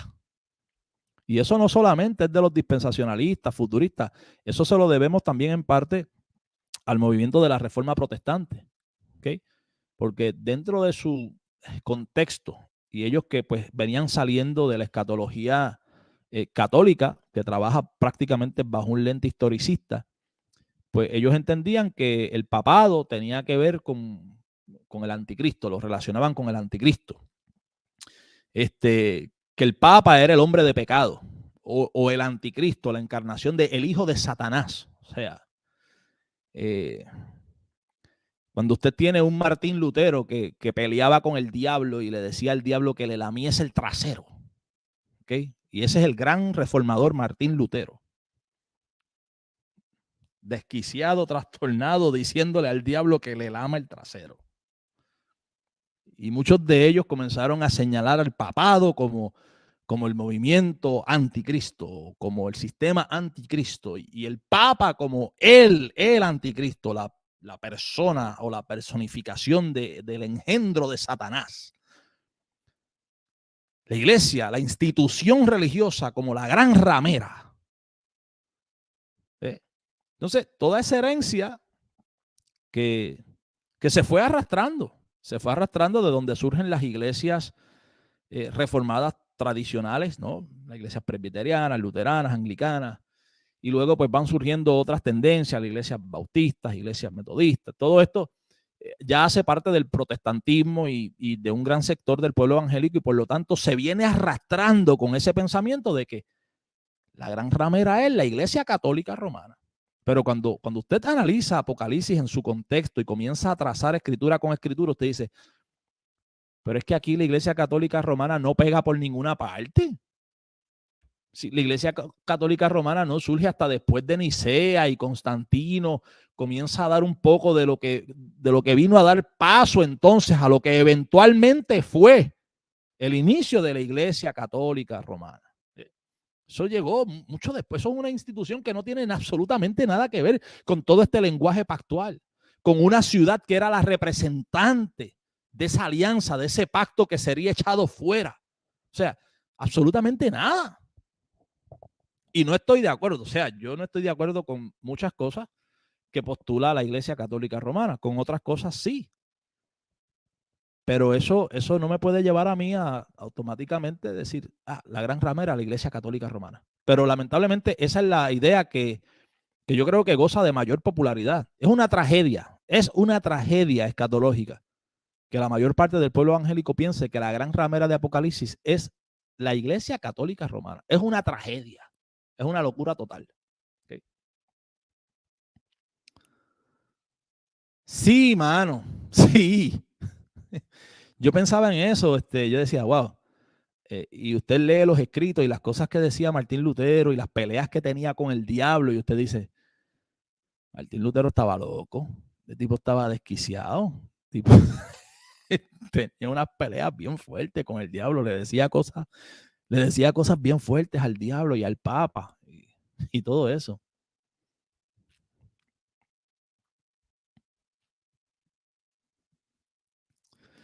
Asambleas de Dios, hermano, el Asambleas de Dios es el concilio pentecostal más grande del mundo y es un concilio dispensacionalista, y en las Asambleas de Dios se predica y se enseña de manera dogmática rapto pretribulacional y premilenarismo dispensacionalista sí o sí. Robert Menzies fue expulsado de las Asambleas de Dios por presentar un libro con una propuesta escatológica desde la perspectiva milenarista. Fue expulsado de las Asambleas de Dios. ¿Okay? No vacile. Pero esa está buena, G.J. Lutero. Sí, este tipo se pasa. Leina, así no hay seriedad. DJ Lutero. Dios mío, qué locura. Vamos rapidito para que ustedes vean algo, mire. Capítulo 25 de Éxodo, versículo 29. Harás también sus platos, sus cucharas, sus cubiertas y sus tazones. En inglés, los bowls o las copas, con que se libará de oro fino, las hará. O sea, las ofrendas líquidas serían ofrecidas en esos tazones, en esas copas de oro. Copas de oro. ¿Quién las tendría en su mano para hacer la libación? El sacerdote. Entonces, estamos viendo que esta ramera tiene una copa de oro en su mano, un cáliz de oro, y automáticamente usted ve la imagen que Hollywood y que el dispensacionalismo le ha vendido en el internet. Usted ve la Iglesia Católica, mira el Papa levantando la copa de oro, ahí está la gran ramera. Entonces, yo digo que es como que es una trastada que, como decíamos nosotros cuando éramos pentecostales, es una treta de Satanás, es una mala jugada que le ha hecho el diablo para engañar al pueblo evangélico. O sea, vamos a distorsionar la identidad para que no puedan comprender la verdad de las escrituras. Vamos a ver que ellos van a ver allí que se trata de la iglesia romana, pero no van a poder entonces descifrar la realidad de que en efecto se trataba del liderato religioso, de la cúpula religiosa de Jerusalén, que estaba representada en esa ciudad. ¿Okay? Esa copa de oro en su mano no era nada raro. Era la copa de oro que utilizaba el sacerdote para ofrecer las libaciones. Lo dice ahí, usted tiene, lo que pasa es que tenemos otro problema. Se lee muy poca escritura y se lee muy poco Antiguo Testamento. Por lo tanto, como lo desconocemos, se dice, pues tiene que ser la Iglesia Católica. Mira, la copa de oro. Que la copa de oro la cargaba el sumo sacerdote, ¿ok? Del sistema religioso de Jerusalén. Nada que ver con la Iglesia Católica Romana. Vamos un poquito a ver sobre la vestimenta y con esto nos despedimos. Éxodo 28. ¿Okay? Les recuerdo que estamos apenas comenzando. Esto es un toquecito, un toquecito aquí, un toquecito allá. Y recomendarle la lectura. Quiero que ustedes lean eso en su casa. ¿Ok?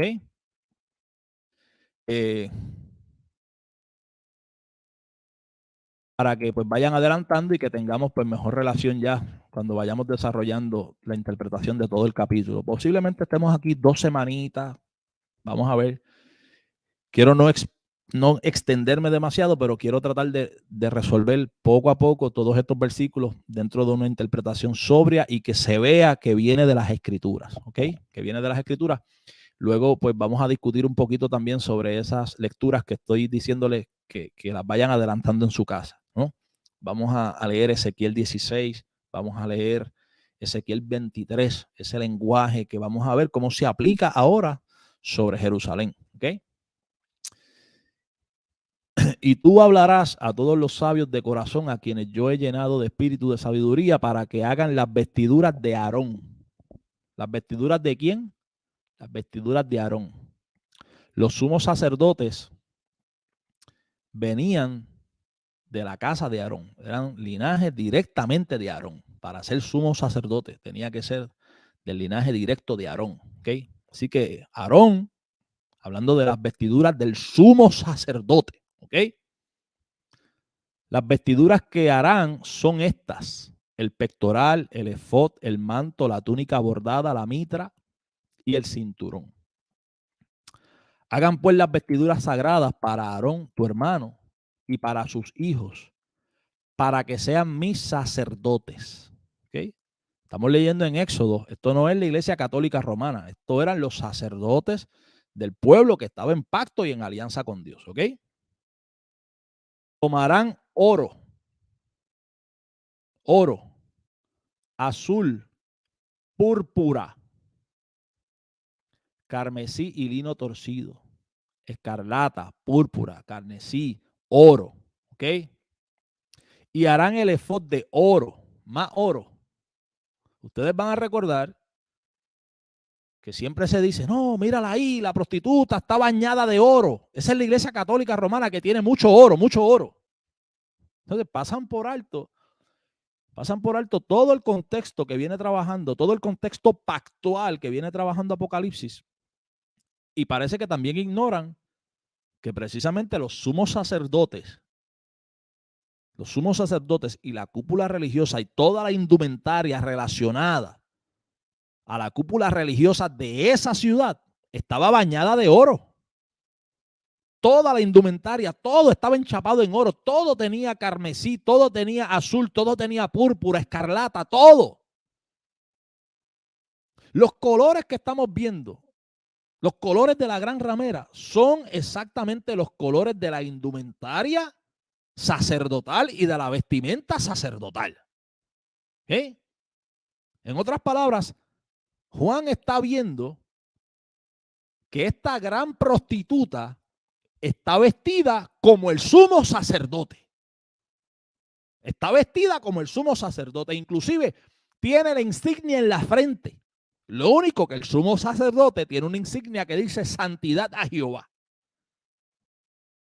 Y esta ramera, aunque está vestida de sumo sacerdote, es una fornicaria, es una ramera, es una gran prostituta, que en lugar de tener una insignia en su frente que dice santidad a Jehová, estamos delante de una imagen que es una antítesis, y lo que tiene es un nombre blasfemo: Babilonia la Grande, la madre de las rameras. ¿Ve? Es el contraste, es la antítesis contra las imágenes de ese pueblo que estaba en pacto y en alianza con Dios. No tiene nada que ver con la Iglesia Católica Apostólica Romana. Púrpura, carmesí, lino torcido, de obra primorosa. Tendrá 2 hombreras que se sienten a sus extremos, y así se juntará. Y su cinto de obra primorosa, obra detallada, estará sobre él. Será de la misma obra, parte del mismo, de oro, más oro, azul, púrpura, carmesí, lino torcido. ¿Okay? Las piedras, tomarás 2 piedras de ónice y grabarás en ellas los nombres de los hijos de Israel. ¿Ok? De obra de grabador en piedra, como grabaduras. y les harás alrededor engastes de oro, más oro. Ah, no, es la iglesia católica romana que tiene mucho oro. Como si la indumentaria sacerdotal de Jerusalén y la cúpula religiosa de Jerusalén no hubiese estado bañada de oro. Y pondrás dos piedras y piedras preciosas. Y la púrpura y la escarlata, que es carmesí también. Todo esto sencillamente identificaba al sumo sacerdote, la indumentaria y la vestimenta del sumo sacerdote de ese pueblo que había estado en pacto, en alianza con Dios, y a una ciudad que representaba precisamente eso, la cúpula religiosa de Jerusalén, que estaba operando como un falso profeta, desviando la atención del pueblo, desviándolos del arrepentimiento y de la búsqueda de Dios y llevándolos al culto al imperio, y que estaba operando como esa bestia que había subido de la tierra, que no tenía autoridad inherente, pero que ejercía autoridad en presencia de la primera bestia, ejerciendo la autoridad de ella y llevando a los moradores de la tierra a que adorasen al imperio romano. ¿Ve? Por la escritura, no porque a mí me parece, porque yo creo, porque yo pienso, ¿verdad? Que en el 2000 no se sabe cuándo debe de ser.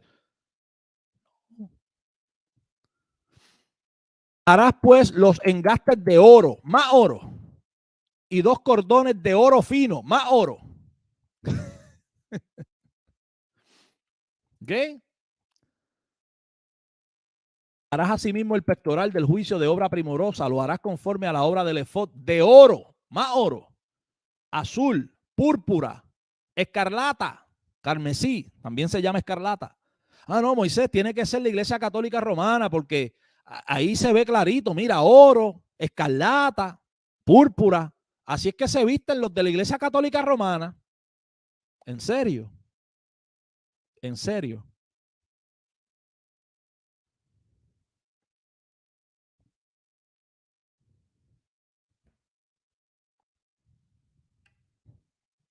Y vuelvo y digo, no estoy defendiendo, que conste, no estoy defendiendo la iglesia católica. Yo no soy católico, ¿ok?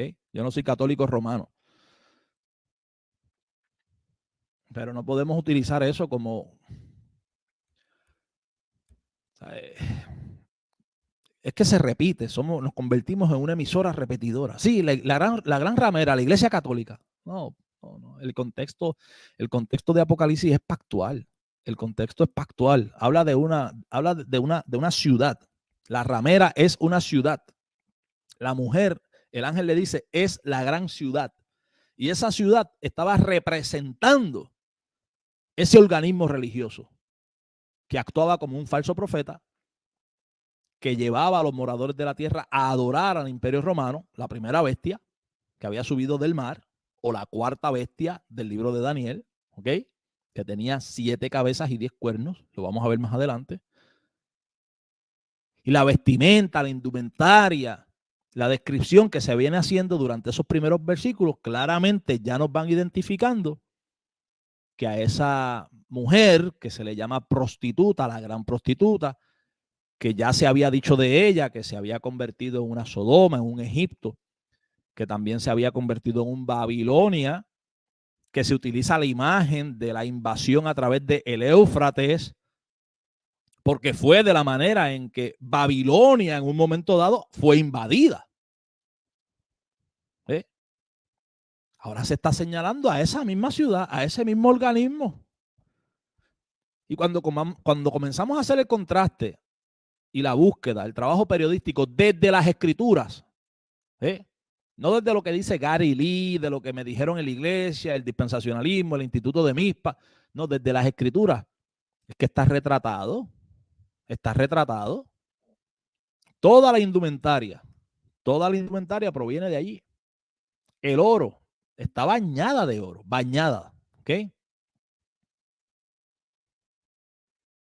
Piedras preciosas montadas en engastes de oro, ¿ok? Las piedras grabadas, trenzas de oro fino, pectoral con anillos de oro, más oro, ¿ok? Ese capítulo 28 está lleno, lleno de oro, lleno. ¿Y qué leemos entonces en Apocalipsis? La mujer estaba sentada sobre una bestia. La bestia era color escarlata, el mismo color que tiene el dragón del capítulo 12, que es la fuerza espiritual que domina sobre el imperio y que utiliza entonces las dos bestias, el imperio romano y la cúpula religiosa de Jerusalén. Llena de nombres de blasfemia, que tenía 7 cabezas y 10 cuernos. La que estaba llena de nombres de blasfemias, con 7 cabezas y 10 cuernos, no era la mujer, era la bestia, que era montada por la mujer. ¿Ok? Y la mujer, no la bestia, la mujer estaba vestida de púrpura, de escarlata.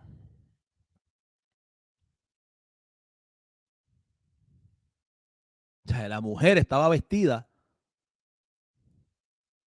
de lo que acabamos de leer. La mujer estaba vestida como, ¿cómo estaba vestida la mujer? Si usted es un destinatario de esa carta en el primer siglo, usted es un destinatario de esa carta, usted está recibiendo la carta de Juan. Juan escribe, ¿ok? Yo que soy partícipe juntamente con ustedes en la tribulación, y comienza usted a leer la carta en el primer siglo y dice, la mujer está vestida de púrpura, escarlata, adornada de oro. Inmediatamente, ¿en quién podían ellos pensar? Ellos que conocían el Pentateuco, conocían la Torá, los profetas, que conocían lo que dice Éxodo, que conocían no solamente la escritura, sino que era parte del día a día, que ellos conocían cuál era la vestimenta de sus sacerdotes y del sumo sacerdote. ¿Ustedes creen que en el primer siglo, que todavía ni tan siquiera existía la Iglesia Católica Romana, los recipientes de la carta de Juan podían pensar que la mujer era la Iglesia Católica Romana, que todavía no existía?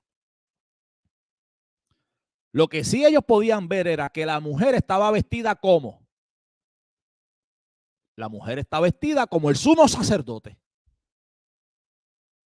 Vestida de púrpura, vestida de escarlata, adornada de oro, de piedras preciosas y de perlas, con una copa de oro en la mano.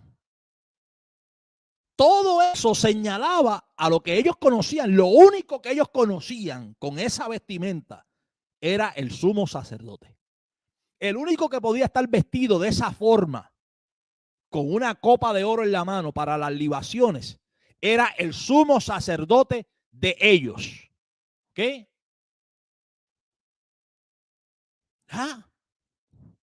Ahora, esta mujer está vestida con las ropas del sumo sacerdote. ¿Ok? Pero recuerden que esta mujer es una ciudad. ¿Ok? Así que vamos por ahí, lo vamos a dejar hasta aquí. Mañana o pasado mañana vamos a continuar con los versículos 5, 6 y poquito a poco lo vamos a ir llevando, ¿ok? Así que por el momento voy a detenerlo aquí. Vamos a leer. Si tienen duda o pregunta con relación a lo que hemos comentado hoy, 5 minutos y nos vamos. El emperador, sí, estuve leyendo la propuesta y entiendo por qué hay todavía conflicto con relación a Roma. Pero yo creo, cuando lleguemos al versículo donde dice que esta gran ciudad es la que reina sobre los reyes de la tierra, vamos a ver las referencias que creo que se encuentran en el texto bíblico que también señalan a Jerusalén con relación a esto. Y yo creo que todo el sistema, todo el lenguaje que viene trabajando Apocalipsis, desde la perspectiva pactual, señala al pueblo que había estado en pacto y en alianza con Dios. No puede señalarme a Roma, al menos desde mi perspectiva. Otra cosa que veo en el capítulo 16, que es el capítulo que precede al 17 de manera inmediata, y que usted sabe que nosotros tenemos números, no capítulos, versículos, pero que el texto original no trae esta división. Pero tomemos la división en cuenta. En el capítulo 16 Hay un pueblo, hay una ciudad que viene en memoria de Dios. Búscate eso, trabaja con esa referencia de que en el Antiguo Testamento, una y otra vez, siempre, sin ninguna excepción a las reglas, cuando se hace la mención de que vino en memoria de Dios, es algo que está relacionado con el pueblo, no algo que está relacionado con cualquier otra nación, con ninguna, con ninguna. El autor o escritor Don K. Preston, en su libro ¿Quién es esta Babilonia? Who is this Babylon? Hizo un estudio con relación a esto, a este pasaje específicamente. Y la expresión de que vino en memoria, y hace un recuento de todas las entradas a través de todo el Antiguo Testamento, y nunca Dios hace memoria de alguna otra nación. Siempre tiene que ver con ese pueblo. Siempre tiene que ver con ese pueblo. Eso yo creo que es un dato bastante revelador. Y me parece un dato revelador el hecho de que en el capítulo 16 se está trabajando una antítesis con el pueblo que ha violado el pacto, con el pueblo que ha quebrantado los mandamientos, ha caído en desobediencia, y entonces sobre ese pueblo se están cumpliendo las cláusulas establecidas por su pacto. Deuteronomio 28. Tú rompes el pacto y sobre ti van a venir las plagas de Egipto. ¿Ok? Así que el hecho de que están viniendo las plagas de Egipto me parece que señala directamente el cumplimiento del pueblo que había estado en pacto, que había roto, había quebrantado el pacto, y a causa de su desobediencia ahora estaban recibiendo lo que el pacto y los estatutos del pacto señalaba que iban a recibir. No solamente, me parece a mí que no solamente se limita a Egipto. Y digo no solamente se limita a Egipto porque en el capítulo 11 también se hacía una comparación con Sodoma. Y ahora en el capítulo 16 me parece que se añade el elemento de que no solamente están fungiendo como una antítesis de lo que en un momento dado fue Egipto, sino que también se hace la mención del Éufrates, que es sumamente reveladora, porque el pueblo estaba cautivo en Babilonia cuando Babilonia fue invadido por Ciro precisamente a través del Éufrates.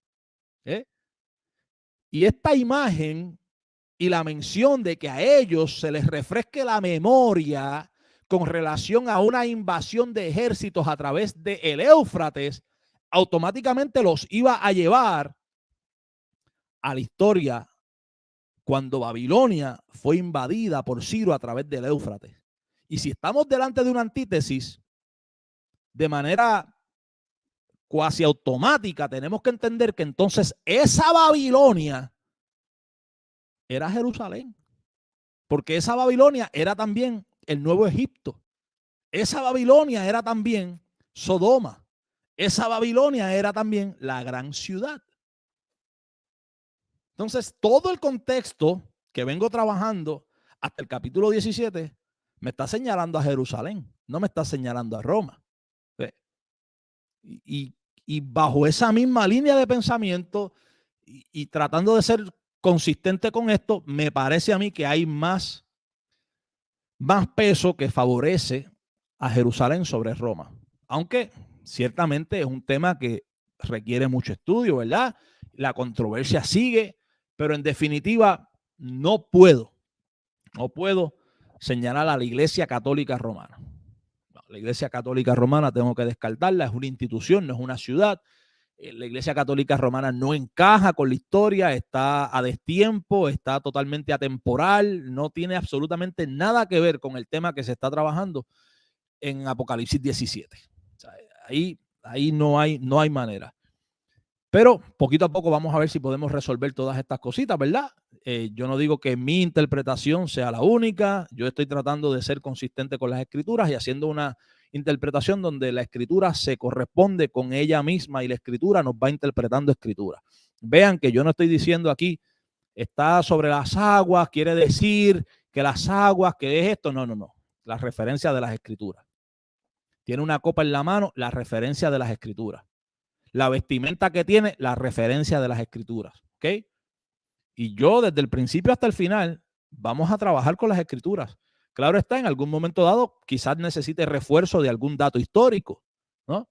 Y si encontramos que hay algún refuerzo o que hay una laguna que podemos también utilizar un dato histórico, pues lo utilizamos. Por ejemplo, conocemos que Ciro invade a Babilonia a través del Éufrates, mayormente por los datos históricos. La Biblia en el libro de Daniel nos registra que sí, que había un festín, había una fiesta y aquella misma noche Babilonia cayó a manos de Ciro y que fue invadida por los medos y los persas. Pero los detalles y el asunto de el Éufrates, siendo precisamente la entrada de invasión, nos lo revela la historia. La historia general nos da la historia, nos da el dato. Y entonces vemos que es precisamente ese el elemento que se le está trayendo a memoria ahora en el capítulo 16 al pueblo que estaba en pacto y en alianza, diciendo: el sexto ángel derramó su copa sobre el río Éufrates para que éste se seque y entren los reyes de Oriente. Automáticamente el Éufrates secándose era una referencia de lo que había pasado en Babilonia. Ciro desvió el Éufrates y lo secó e invadió Babilonia y ellos fueron testigos de eso. Y ahora eso vendría sobre ellos. ¿Ve? Eso vendría sobre ellos. Eso automáticamente me señala a Jerusalén. No solamente se habían convertido en Sodoma, en Egipto, sino también en Babilonia. Y eso es lo que vamos a ver en el próximo video. Porque esta ramera, además de llamarse la gran prostituta, la gran ramera, esta ciudad de Jerusalén también se conoce como la Gran Babilonia. Así que vamos a dejarlo hasta aquí.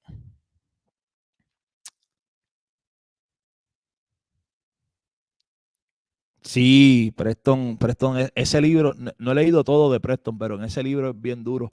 Y no, tú sabes quién también hay que sacarle su comida aparte en este tema, a Kenneth Gentry.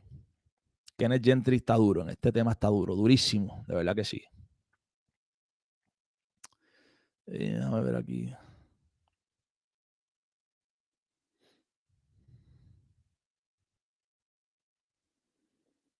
Saludamos al pastor Ángel Torres del canal La Verdad sobre la Mesa. Ayer estuvimos compartiendo por allá y con el pastor Gilberto Miguel Rufás también. Un video estuvimos trabajando, compartiendo con el pastor Ángel Torres, una iniciativa del pastor que creo que es muy buena, ¿verdad? Exponer los diferentes lentes de interpretación escatológica. Estuvimos hablando un poquito por allí sobre el preterismo parcial, preterismo total. Y pues como yo decía anoche, yo no convenzo a nadie. Yo trabajo la escritura y la presento, y el Espíritu Santo a través de la escritura debe de provocar en usted ese convencimiento, esa convicción y llevarlo a usted a un mayor estudio. Pero por lo menos pues nos complace saber que podamos presentar, dar a conocer otras posturas, otras líneas de pensamiento que no son tan populares, que no gozan de tanta popularidad dentro del pueblo evangélico, ¿no? Así que me tienen que excusar, ya me estoy quedando sin voz. Realmente ayer estuvimos en un maratón, más de 2 horas en el canal del pastor Ángel Torres. Hoy estuve hablando mucho también con diferentes hermanos en la fe y llevamos casi 2 horas por aquí. Ya me estoy quedando sin voz. ¿Okay? Dice el hermano Luis Antonio Herrera de Gracia, ese video en el canal La Verdad sobre la Mesa estuvo insuperable. Damos la gloria a Dios por eso y esperamos que sea de bendición, de ayuda y sobre todo de estímulo, que los estimule a ustedes, que los anime a estudiar más a fondo estos temas, ¿ok? Así que los espero por aquí mañana o pasado mañana para dar continuidad a este estudio sobre Apocalipsis 17, el tema de la gran ramera, ¿ok? Así que yo me voy a despedir de ustedes ahora, deseando que la gracia y que la paz de nuestro Señor Jesucristo esté con ustedes, esté con cada uno de sus hogares, con sus familias. Queden en paz y tengan todos buenas noches. Yo me despido.